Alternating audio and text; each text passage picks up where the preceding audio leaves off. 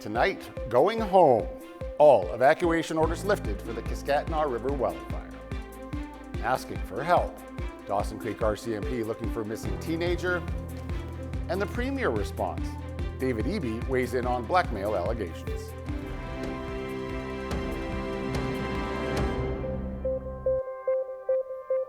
Good evening and thank you for joining us. We begin tonight with the news that residents of Kelly Lake and One Island Lake have been waiting to hear. They are going home.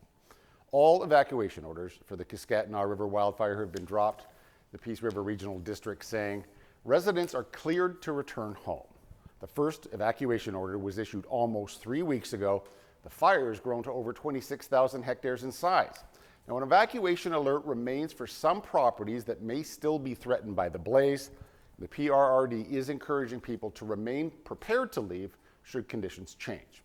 The wildfire remains a wildfire of note and is still burning out of control.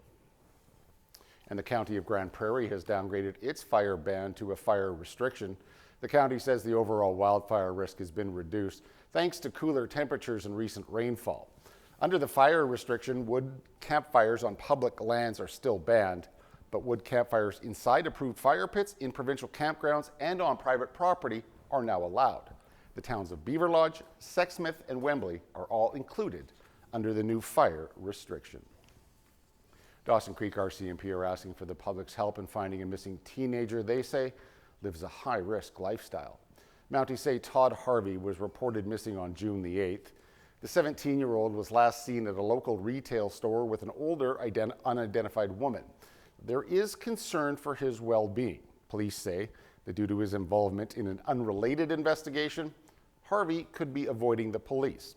He's being described as a Caucasian male. He stands 5 feet 10 inches tall and he weighs 104 pounds. He has short brown hair and gray eyes. And if you see Harvey or know where he is, you are being asked to contact the Dawson Creek RCMP at the number listed at the bottom of your screen. The Premier of British Columbia is now weighing in on the allegations of blackmail involving former BC Conservative MLAs.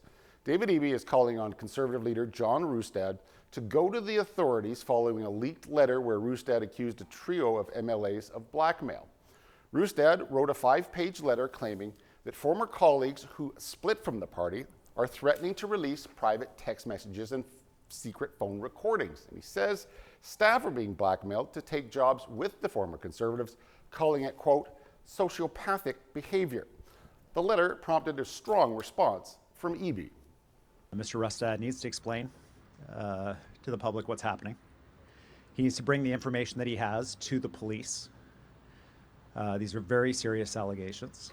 And if he fails to bring them to the police, for whatever reason, then we will bring them to the police to make sure that this is properly and thoroughly investigated. Roustad didn't name anyone in the letter, referring to them as 3 independent MLAs, but Interim 1 BC leader Dallas Brody calls the letter baseless, false, and defamatory.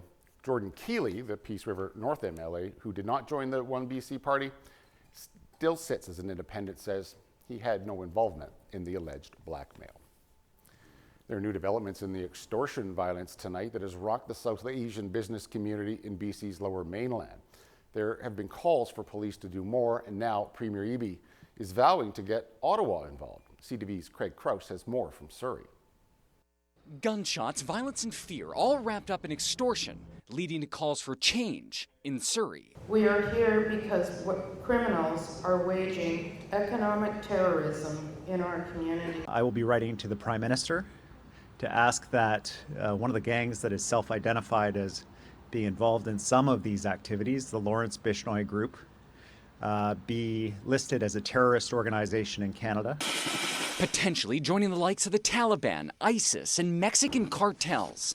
A designation bringing with it enforcement tools. This is a serious step. It gives police significant investigative tools. We don't make this recommendation lightly. But why now? The group is no stranger to BC and Canada. I mentioned previously the Lawrence Bishnoi gang that's involved in extortions and narcotics originating from India. That was back in October, and the India Counterterrorism Law Enforcement Agency has also said Bishnoi operates as terrorist syndicate from jails in different states in India and through an associate in Canada.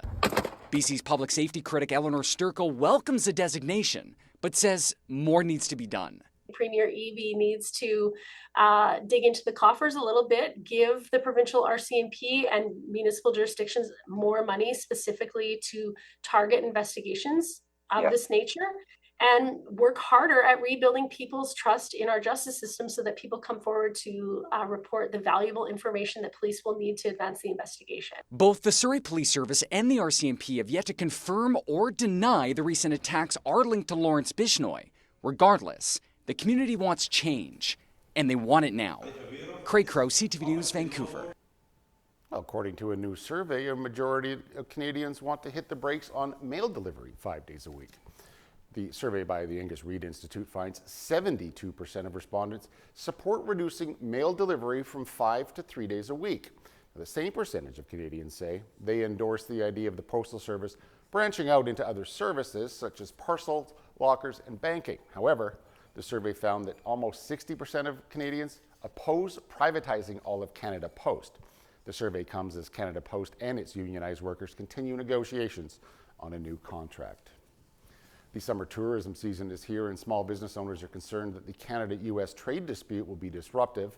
In a new report from the Canadian Federation of Independent Business, 58% of small business owners are concerned about the impact of the trade war. 40% expect summer tourism revenue to remain the same as last year.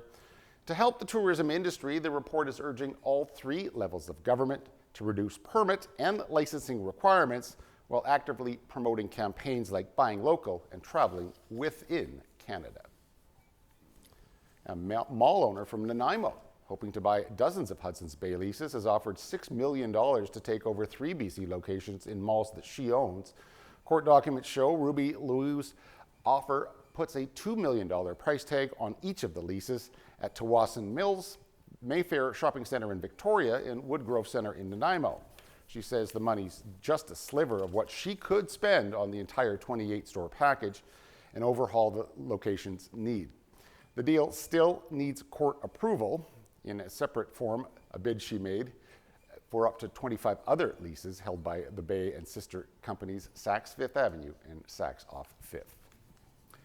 Stats Canada says Canada's population growth has continued to slow, with almost no increase in the first quarter of this year. The agency says the Canadian population only rose by about 20,000 people from January the 1st to April 1st, and that puts our national population at almost 42 million people. This is the smallest increase since the third quarter of 2020. This was also the 6th consecutive quarter of slower population growth after a decision by the federal government back in 2024 was made to lower the levels of both temporary and permanent immigration. Well, there's just 2 days to go until the House of Commons breaks for the summer, so the government is fast-tracking its bill on interprovincial trade and project approvals. CTV's Rachel Aiello has more from Ottawa. The Liberal government is facing pressure from Indigenous groups and MPs, including from within their own party, to slow down trying to pass the Major Projects Bill by Canada Day to allow more time for consultation. Prime Minister Mark Carney's One Canadian Economy Bill, C5, is on track to clear the House of Commons by Friday. With the backing of Conservatives, earlier this week, the Liberals moved to speed up the study of the legislation. Left with a narrow window to scrutinize it, NDP, Green, and Bloc MPs have raised alarm. Even some Liberals are expressing reservations about striking the right balance. It's an impactful bill, but it's a short bill, and so my hope is that the committee is able to make substantive amendments. Given the urgency, maybe this is the best we're going to get under the circumstances. Prompting pushback is a proposal within the legislation to give Cabinet the power to approve natural resource projects, seen by some as undermining obligations to consult Indigenous people. Yesterday, Ontario chiefs came to the Hill to amplify calls for Carney to take more time to consider the consequences. Canadians ought to be alarmed.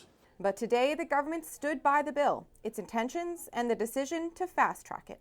This bill enjoys incredibly broad support, and we're pleased to be making progress on it. Tonight, a committee of MPs will be burning the midnight oil to consider amendments to Bill C5. It will have to pass the House by Friday, and then it'll be off to the Senate, where a pre-study is already underway. Rachel Aiello, CTV News, Ottawa. On the same day, the Prime Ministers of Canada and India shook hands at the G7 summit. comes word of a CSIS report that accuses India of being at the forefront of foreign interference. CTV's Abigail Beeman reports. It's a great honor to host you at the G7.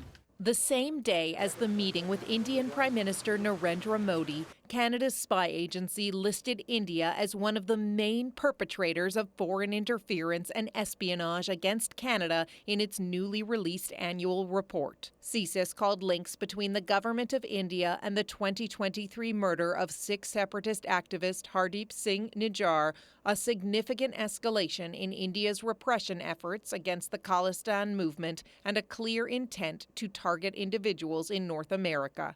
It calls on Canada to remain vigilant about continued foreign interference by India in ethnic, religious, and cultural communities, as well as Canada's political system. As a government, we condemn any interference by foreign actors in Canada. The RCMP, as you're aware, is completing its ongoing investigation, and they will have more to say. I think it was premature. This former CSIS intelligence officer says the move yesterday to restore top diplomats in both countries is important, but the timing at the G7 sent mixed signals. On the one hand, we're taking transnational repression seriously. At the second hand, we're inviting people over, putting them on the red carpet, and making it look as though all's fine and wonderful. The expectation that India understand the damage they have done here in Canada is really important to moving this relationship forward. The CSIS report also noted the Canadian, American, and British spy agencies agree that never in our combined histories have we faced national security threats overall of such magnitude simultaneously. Abigail Beeman, CTV News, Ottawa. The Prime Minister is traveling to Europe on Sunday for 2 summits next week.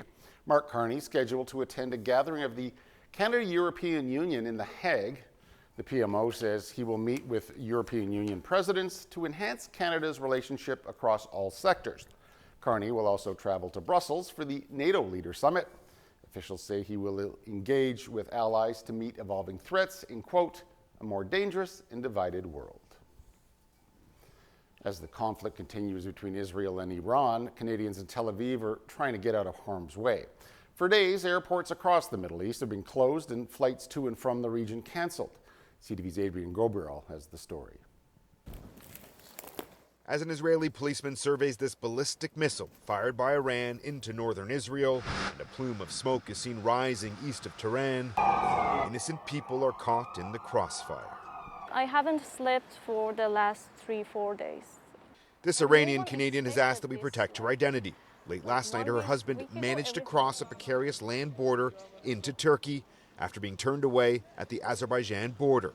Though she still has a brother-in-law who's Canadian, her mother-in-law and other family stuck in Iran. She says help from the Canadian embassy in Ankara has been painfully slow. So I'm asking the government of Canada, make this process faster. Every hour and minute is essential. In a war zone, every second running to safety can make a difference. Timothy Payne has learned that firsthand while sprinting into bomb shelters in Tel Aviv. Here we are just sitting ducks night after night, bombing after bombing. Payne is one of 15 Canadians who play in the Israel Elite Hockey League. The 29-year-old arrived in Tel Aviv 1 week before the war began. Desperate to get back home to Toronto, he says the Canadian embassy there has been of little assistance. There's no preparation for this. It's scary. It's scary as all hell. You hear the sirens, you hear the rockets. I'm not here on a political decision, I'm just here to play hockey. And I'm just caught in the midst. For Canadians in Israel, government officials there have told them not to depend on their help to get out of the country. This while the U.S. State Department is working on evacuation plans for U.S. citizens from Jerusalem. We've reached out to Global Affairs Canada. We're still awaiting a response. All right, stay tuned. I'll be right back with weather, and we've got a couple of weather statements to tell you about and some rain. All that coming up after the break.